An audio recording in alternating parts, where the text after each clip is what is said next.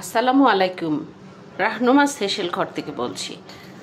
আমি আজকে একটা মুরগির মাংস রান্না করব এবং এটার কিছু ট্রিক্স অ্যান্ড টিপস ফলো করব। যদিও আমি এটা ইউটিউব থেকে দেখেছি, তো আজকে আমি বাসায় করে দেখি কেমন লাগে। এই যে এখানে সাদা তেল দিয়ে দিয়েছি, এর মাঝে আমি প্রায় 2.5 টেবিল চামচ ময়দা দিয়ে দিচ্ছি। 2.5 টেবিল চামচের থেকে একটু বেশি ময়দা দিয়ে দিচ্ছি। এরপর ময়দাগুলো আমি খুব ভালোভাবে এই তেলে মিশিয়ে নিব। খুব ভালোভাবে তেলে মেশানো হয়ে গিয়েছে, দেখেন ভালো করে তেলে খুব ভালোভাবে মেশানো হয়ে গিয়েছে। এরপর আমি এতে মুরগির মাংসগুলো অ্যাড করে দেব। এখানে আমি ছোট ছোট করে পিস করে নিয়েছি, আপনারা চাইলে বড় করে নিতে পারেন, যে যেভাবে খেতে পছন্দ করেন।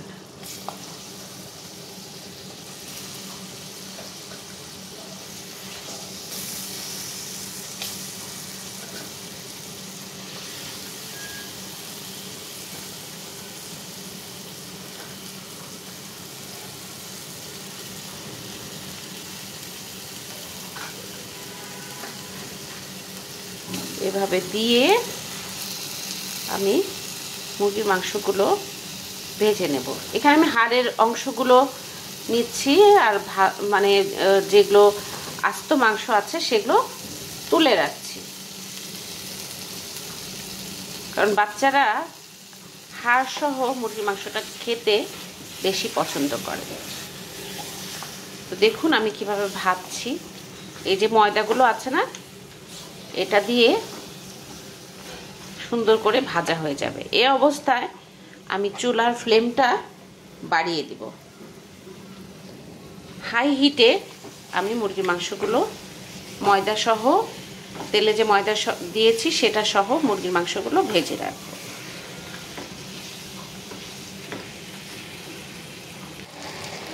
আপনাদেরকে বলা হয়নি, এখানে আমি কিছু বাটারও অ্যাড করে দিচ্ছি।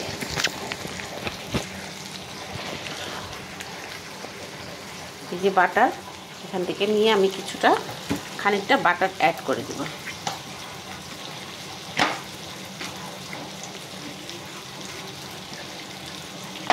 এখানে আমি কিছু বাটার অ্যাড করে দিচ্ছি, তাহলে হবে কি, সুন্দর একটা স্মেল আসবে। এই ভাজাটার মধ্যে সুন্দর একটা স্মেল আসবে। অল্প, আমি যেহেতু তেলটা বেশি দিয়েছি তাই এখানে বাটারটা 1 টেবিল চামচ দিব।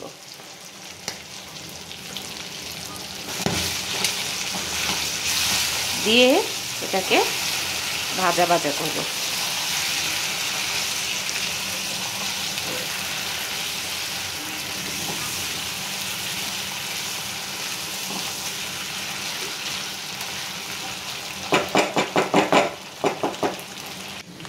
এবার দেখুন মাংসগুলো সব ভাজা হয়ে গিয়েছে।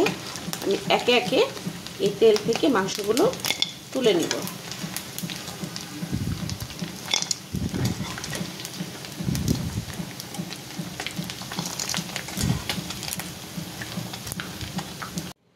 এই যে আমি যে ভেজে রেখেছিলাম মাংসগুলো, দেখুন কত সুন্দর মচমচে হয়েছে মাংসগুলো। এবার এই তেলটাতে আমি কিছু টমেটো দিয়ে দিচ্ছি।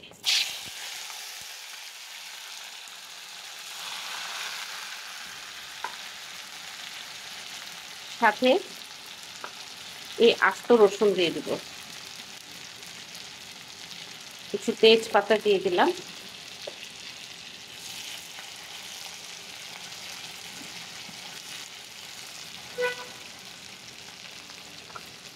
এবং অল্প একটু লবণ দিয়ে দিচ্ছি। আমি এই অল্প লবণ দেওয়ার রহস্যটা পরে বলছি, এখন অল্প একটু দিয়ে দিলাম।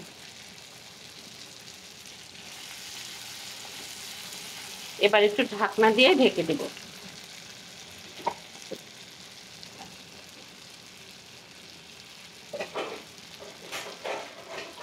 কাঁচের ঢাকনা দিয়ে এই জন্য ঢাকা দিব যাতে টমেটোগুলো একদম ম্যাশ হয়ে যায়।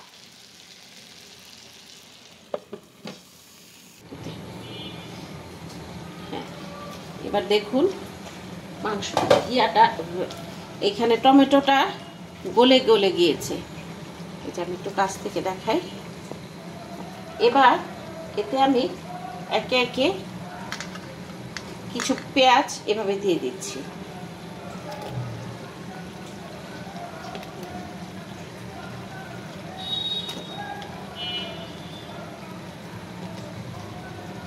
এরপর একে একে এখানে আদা এবং রসুন বাটা মিলিয়ে 1 চা চামচ দিচ্ছি।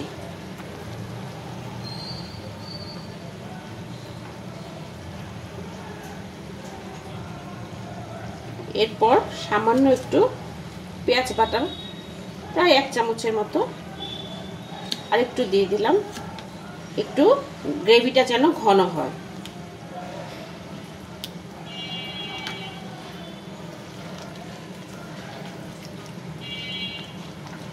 এখন জালটা, চুলোর জালটা দেখুন আমি কমিয়ে রেখেছিলাম, এখন চুলোর জালটা আবার হাই হিটে দেব। এগুলো ভাজার জন্য আমি হাই হিটে দিব। এবং এই যে পেঁয়াজ থেকে কলিগুলো মানে পেঁয়াজ থেকে কলিগুলো যাতে ছুটে আসে তো আমি এটা ভাজবো। দেখুন আমার এটা ভাজা ভাজা হয়ে গিয়েছে। এরপর আমি যা করেছি, এই যে বলেছিলাম না এটাতে আমি লবণটা কম দিয়েছি, এটার একটা কারণ হচ্ছে এই যে এখানে আমি সস, সয়া সস এবং 2 চামচ টক দই নিয়েছি। এবার আমি এটা এখানে দিয়ে দিচ্ছি।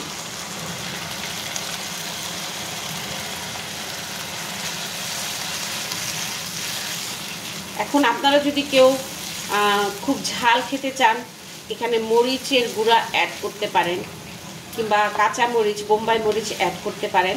তো আমার বাচ্চারা একটু মিষ্টি মিষ্টি পছন্দ করে, যার কারণে আমি এমনই রাখছি, এখানে কোনো মরিচের গুঁড়া অ্যাড করব না। টমেটো সস দেওয়ার কারণে এটা একটু পর লালচে আকার ধারণ করবে। হ্যাঁ, এই যে দেখুন এটা সুন্দরভাবে টমেটো সসের যে মিশ্রণটা দিয়েছিলাম, টমেটো সস, সয়া সস, টক দই, সেটা সুন্দর করে মিশে গিয়েছে। টক দইটা আমি খুব কম পরিমাণে দিয়েছি। এর মধ্যে একটা জিনিস যেটা স্কিপ করেছি, যেহেতু বলেছি আমার বাচ্চারা মিষ্টি মিষ্টি খেতে পছন্দ করে, এখানে আমি 1 টেবিল চামচ চিনি দিয়েছি এবং গরম মশলা দিয়েছি। এরপর আমি যা করব, একটু ঝালের জন্য, যেহেতু আমি এখানে ঝাল দেইনি, এখানে আমি 1 টেবিল চামচ গোলমরিচ ব্যবহার করছি।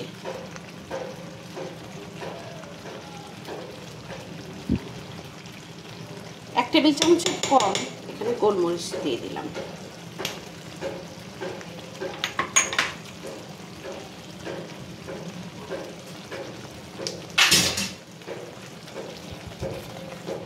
এবার ভালো করে মিশিয়ে নেওয়ার পর এই যে মাংসগুলো ভেজে রেখেছিলাম, এখন এই ভাজা মচমচে মাংসগুলো এখানে দিয়ে দিচ্ছি। খুব সুন্দর একটা ফ্লেভার বের হচ্ছে, কিন্তু আপনাদেরকে সেটা বোঝাতে পারছি না, যেহেতু বাটার দিয়েছি, রসুন এবং বাটারের মিশ্রণ এবং আগে থেকে ময়দা ভাজার যে একটা গন্ধ ছিল, খুব সুন্দর অন্যরকম একটা ফ্লেভার বের হচ্ছে। আমি এই রান্নাটা করেছি, আমি বলবো না খুব ইউনিক, অনেকে এটা করে, ইউটিউবে আছে, এটা আমি আমার মতো করেছি এবং বাচ্চারা খেতে দারুণ পছন্দ করে।